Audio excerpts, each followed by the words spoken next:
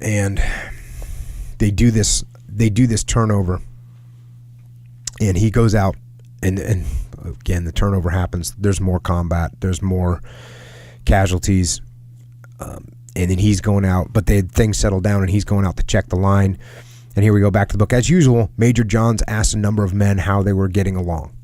He got one answer that surprised him. A sergeant said, "Well, sir, everything's okay. It's a tough spot, but I figure we're as good as any other outfit to hold it down, and somebody's got to do it. But I sure wish the major would get around and see us more often. Does the men a world of good to see you down here in the lines." The major, who had thought he was getting around about as often as any battalion commander should, was seriously concerned because this sergeant didn't seem to think so. Instead of being annoyed, he was pleased that the man had the uncommon guts to say what he thought, whether or not he was right. So there you go, battalion commander. Instead of getting all mad that this sergeant says something, he's actually thankful. He answered, "Okay, Sarge, you'll see me around a lot more in the future."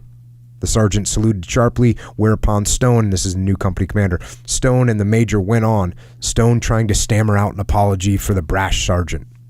Johns cut him off, but not before Stone had volunteered the statement that he himself thought the major got around more than any other battalion commander he'd ever seen. The fact that Stone had not seen many battalion commanders did not escape Johns, who smiled to himself as the company commander lapsed into an embarrassed silence. On the way back to battalion, he reviewed his own approach to the problem of leadership. He knew that he must prove himself, especially his courage, to every man in the outfit if he expected to get the maximum from them.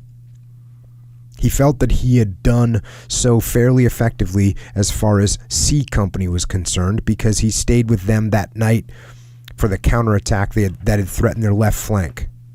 Also, his personal intelligence service told him that A Company had approved the little battle he and Grimsel and Martin had had with the machine gun that had killed Jimmy and Sadler.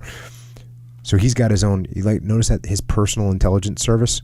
That means he's got, I've talked about this before, where you got your own guys that are telling you what's going on. So his own little guys had told him that A Company, they respected him and they knew he was going to get after it. Back to the book, but it was apparent that this was going to be a company by company proposition. Baker Company didn't seem to be impressed. He'd have to do something about that.